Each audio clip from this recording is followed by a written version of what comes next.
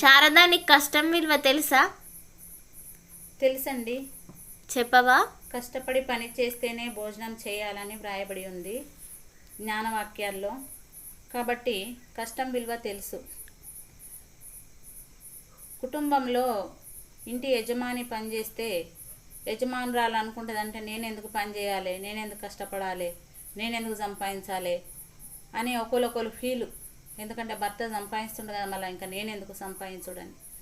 అయితే ఒకవేళ భర్త కొంచెం అనారోగ్యంగా ఉన్నప్పుడు అప్పుడు ఎవరిని పోయి మనం చేజ్జాపి డబ్బులు ఇవ్వమని అడుగుతాం?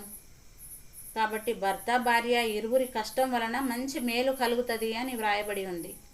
మంచి మేలు జరగాలి, మనము సుఖంగా జీవించాలి అని అంటే ఇద్దరు కూడా కష్టపడి పని చేయాలి. కొంతమంది భర్తలు బయటికి వెళ్ళనివ్వరు. బయటికి వెళ్ళనివ్వకుంటే ఇంట్లో చేసుకుంటే కూడా ఎన్నో పనులు ఉంటాయండి. ఇటు తెలంగాణ సైడ్ అయితే బీడీలు చేస్తారు. మరి వాళ్ళకు చిన్న చిన్నగా మరి వాళ్ళు భర్తకు చేదోడు వాదోడుగా ఉండాలని పొలం పనులు చేసుకుంటారు. మరి నేను కూడా ఒక మీలాంటి స్త్రీనే, మీకు ఒక అవగాహన కల్పిస్తున్నా. నేను బట్టల షాప్ పెట్టుకున్న ఇంట్లోనే. మరి ఇంటి ముంగటకు అమ్మొచ్చినప్పుడు నేను కొన్ని బట్టలు కొనుక్కుంటా. మరి ఆ రకంగా నేను కొంత కుటుంబాన్ని ఆదుకుంటున్నాను అన్నమాట. పైకి లేవనెత్తాలని చూస్తున్న బిజినెస్ ఏంటిది అని అంటే బట్టల షాపు. మరి దాన్ని డెవలప్ చేసుకున్నాను. నా భర్త మరి నాకు 5-6 వేల రూపాయలు ఇచ్చిపోతాడు నా తిండి ఖర్చుకని, భోజనం ఖర్చుకని. ఇచ్చినప్పుడు అందులో నుండే నేను ఆ యొక్క బట్టలు కొనుగోలు చేస్తాను. చిన్నగా బట్టల షాపు చిన్నగా స్టార్ట్ అయిన షాపు ఇప్పుడు కొంచెం ఎదిగింది. ఎందుకంటే నేను కూడా కుటుంబానికి భారంగా ఉండకూడదు.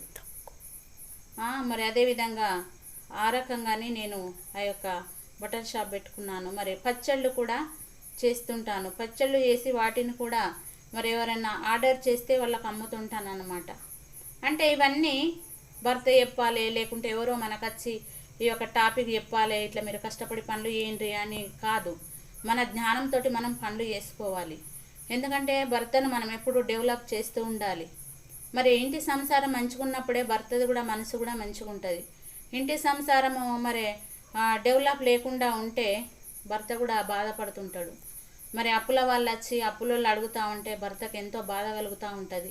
మరి భర్త బాధపడుతూ ఉంటే మరి మనం కూడా బాధపడుతుంటాం. ప్రతిదానికి చీటికి మాటికి మనము అప్పులకే వెళ్ళనవసరం లేదు. ఎందుకనంటే మనము పనులు చేసుకుంటున్నాం కాబట్టి మరి అప్పులు తేవలసిన పని ఉండదు.